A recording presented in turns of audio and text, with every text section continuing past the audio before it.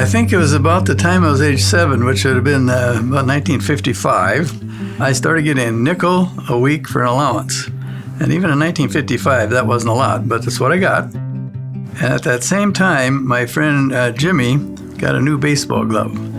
And so I said, Jimmy, can I buy your old baseball glove? And it was an awful glove. It was flat as a pancake, but he said, I'll sell it to you for $1.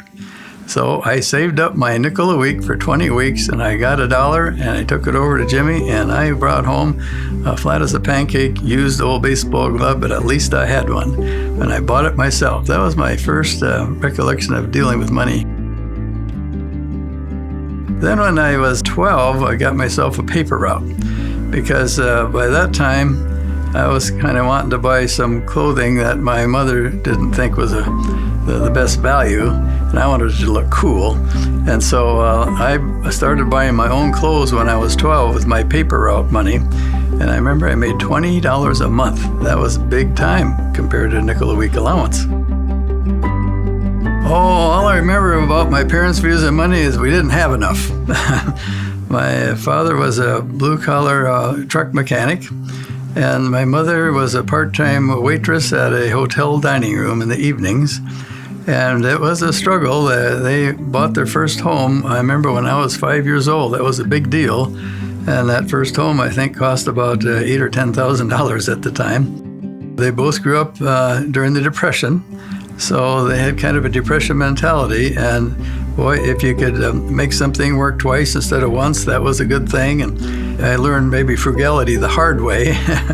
And but we always had enough, but we never had anything extra. So that's kind of what I learned from them, was just to be cautious. Maybe it would be considered today being a good steward of the resources that you have. When I had the paper out, I remember I got my $20 a month, and $2 had to go to church. So I learned how to tithe at a very young age. I actually bring it off the top before tax, because I believe God owns it all, and so I better give him his fair share.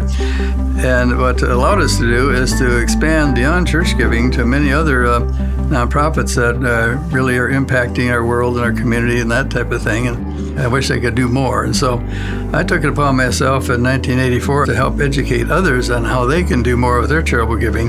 So in that way I can impact more charities than what I could only do on my own. You can actually do wonderful things for yourself, your family, and your community when you can think about asset giving now and or in the future, especially as part of your estate plan after you're gone, to leave behind an endowment that will continue on giving to those charities that you really care about after you're no longer making annual contributions. Money is just a tool. It's in our culture and our economy, it's been kind of devised as a mechanism for measuring your success. And I'm kind of sad that that's the way it's turned out, but it's just a tool to accomplish things that you really want to do for yourself and your family and your community.